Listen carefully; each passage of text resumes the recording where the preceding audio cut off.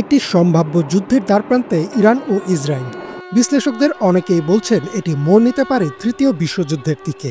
তবে অবাক করা বিষয় হচ্ছে, ইরান ও ইসরায়েলের একটি যুদ্ধের ভবিষ্যৎবাণী করেছিলেন মহানবী সাল্লাল্লাহু আলাইহি ওয়াসাল্লাম, এবং সেই যুদ্ধে জয়ী হবে কোন দল তাও তিনি বলেছিলেন। তবে যুদ্ধটি হবে কিয়ামতের আগে। তাহলে কি আমরা সেদিকেই এগিয়ে যাচ্ছি? মহানবী সাল্লাল্লাহু আলাইহি ওয়াসাল্লাম বলেন, খোরাসান থেকে একটি সেনাবাহিনী কালো পতাকা বহন করে আসবে। কোনো কিছুই তাদের থামাতে পারবে না যতক্ষণ না তারা সেই পতাকা বাইতুল মুকাদ্দাসে উত্তোলন করে। হাদিসটিতে দুইটি গুরুত্বপূর্ণ বিষয় রয়েছে। প্রথমটি হচ্ছে, মহানবী সাল্লাল্লাহু আলাইহি ওয়াসাল্লাম বলেন, কালো পতাকাধারী একদল সৈন্য আরবের পূর্ব দিক অর্থাৎ খোরাসান থেকে আসবে। খোরাসান হচ্ছে একটি বিশাল এলাকা। বর্তমান ইরান, আফগানিস্তান ও তুর্কমেনিস্তানের কিছু অংশ নিয়ে তৎকালীন খোরাসান গঠিত ছিল। এই পুরো অঞ্চলটি প্রাচীন পারস্য সাম্রাজ্যের অংশ ছিল। তবে বর্তমান ইরানের ভূখণ্ডে খোরাসানের অধিকাংশ অঞ্চল রয়েছে। হাদিসটির দ্বিতীয় গুরুত্বপূর্ণ বিষয়টি হচ্ছে, রাসূল সাল্লাল্লাহু আলাইহি ওয়াসাল্লাম বলেন, সেই কালো পতাকাধারী সেনাবাহিনীকে কেউ থামাতে পারবে না যতক্ষণ না তারা বাইতুল মুকাদ্দাসে সে পতাকা ওড়ায়।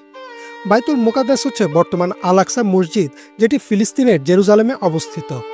হাদিসটির ব্যাখ্যা অনুযায়ী খোরাসানের সেই বাহিনী আল আকসা বিজয় করবে এবং সেখানে কালো পতাকা উত্তোলন করবে।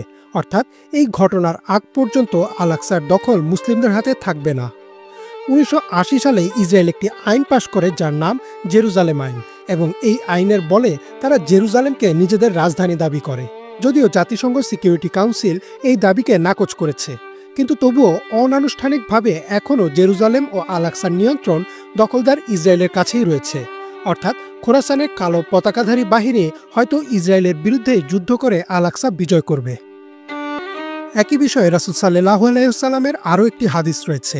তিনি বলেন, তোমরা যখন খোরাসান থেকে আসা কালো পতাকা দেখতে পাবে তখন তাদের কাছে চলে যেও, কারণ তাদের মধ্যেই আছে আল্লাহর খলিফা ইমাম মাহদী। আগের হাদিসটির সাথে এই হাদিসটি সমন্বয় করে মুসলিম আলেমদের অধিকাংশই এই মতবাদ দিয়েছেন যে, যেহেতু খোরাসানের সেনাবাহিনীর সাথে ইমাম মাহদী থাকবেন, তার মানে ঘটনাটি ঘটবে কিয়ামতের প্রধান আলামতগুলো প্রকাশ পাওয়ার আগে। পাশাপাশি বলা হয়, এই যুদ্ধই হবে হাদিসে বর্ণিত আল মালহামা বা মানব ইতিহাসের সবচেয়ে ভয়াবহ যুদ্ধ। আর এই যুদ্ধের মাধ্যমেই ইমাম মাহদীর নেতৃত্বে বিশ্বে আবারও ইসলামিক খিলাফাত প্রতিষ্ঠিত হবে। গত 13 জুন অপারেশন রাইজিং লায়ন নামে ইরানের বিরুদ্ধে সামরিক অভিযান শুরু করে ইসরায়েল। ক্ষেপণাস্ত্র হামলায় ইরানের উচ্চ পর্যায়ের সেনা সদস্য, পরমাণু বিজ্ঞানী, সাংবাদিক ও সাধারণ জনগণের মৃত্যুর খবর সামনে আসে। জবাবে পাল্টা আক্রমণ চালায় ইরানও। প্রায় প্রতিদিনই দুই দেশ পাল্টাপাল্টি মিসাইল হামলা অব্যাহত রেখেছে। এমন অবস্থায় হাদিসের আলোকে অনেকেই প্রশ্ন তুলেছেন, তাহলে কি শুরু হয়ে গেছে পৃথিবীর শেষ অধ্যায়? এর উত্তর আল্লাহ ভালো জানেন।